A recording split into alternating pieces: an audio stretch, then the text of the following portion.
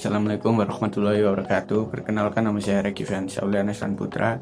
Di sini saya akan membuat video tentang refleksi rangkuman dari matkul Metopen. Itu metode penelitian. Metode penelitian yaitu metode dengan cara ilmiah yang digunakan untuk mencari data dan digunakan untuk tujuan tertentu. Nah, cara ilmiah berarti kegiatan itu dilandasi oleh metode pengetahuan atau keilmuan. Jenis penelitian: yang pertama menurut penggunanya, yang kedua menurut metodenya, yang ketiga menurut permasalahannya, yang keempat menurut bidang ilmunya. Pertama yaitu menurut penggunaannya, yaitu penelitian dasar adalah setiap penelitian yang bertujuan untuk meningkatkan pengetahuan ilmiah dan menemukan bidang penelitian baru, tetapi kegunaan hasil ini tidak segera dilakukan, namun dalam waktu yang panjang pasti juga akan terpakai. Yang kedua yaitu menurut metodenya.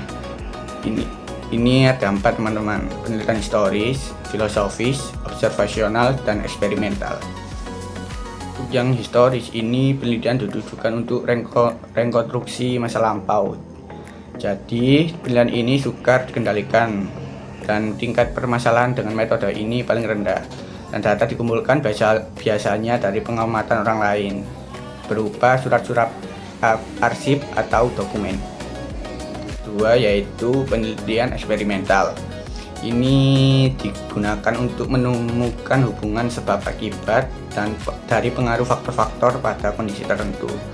Dan dalam bentuk paling sederhana, pendekatan eksperimental ini berusaha untuk menjelaskan, mengendalikan, dan meramalkan fenomena seteliti mungkin.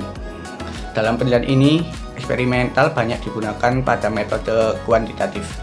Ketiga yaitu penelitian secara filosofis, dan ini tidak dikerjakan dalam lapangan atau laboratorium, tetapi untuk pemikiran dan logika. Tujuannya untuk mengetahui nilai kebenaran dan konsep dasar. Cara kerjanya itu melalui argumen, kritik, dan membangun teori menggunakan logika murni.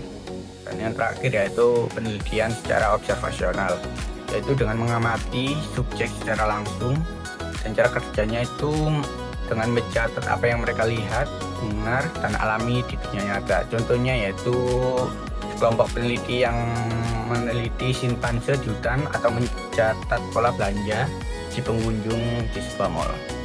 Jenis kedua yaitu menurut sifat permasalahannya. Nah, ini meliput banyak penelitian.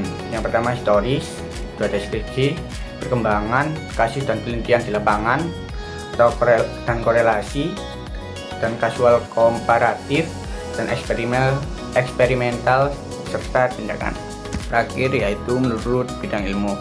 Penelitian ini lebih ke pendidikan, jadi seperti kayak guru, pendidikan ekonomi, pendidikan bahasa, pendidikan kesenian, dan ada teknik, ruang angkasa, pertanian, perbankan, kedokteran, dan lain-lain. Selanjutnya yaitu proses penelitian. Nah, di proses penelitian ini ada yang namanya observasi, yaitu mengidentifikasi bidang riset yang menarik dan perlu untuk penyelesaian. Yang pertama yaitu apa sih masalah yang di perusahaan, bidang organisasi apa yang butuh perbaikan, dan teori konsep yang perlu dikonfirmasi lagi, dan beberapa pertanyaan penelitian yang perlu jawaban secara empiris. Yang selanjutnya yaitu pengumpulan data pendahuluan, bisa melalui wawancara, membantu menentukan masalah, dan memahami metode yang berkaitan. Dan karakteristik informasi yaitu latar belakang, falsafah, dan persepsi, sikap, dan lain-lain. Terakhir yaitu rumusan problem penelitian, yaitu dicari penyebabnya, dicari akibatnya, dicari kausal dan efektualnya, dicari alternatif solusinya. Kemudian teori, konsep, dan fakta empiris yang berkaitan itu dikelola dan ditelaah.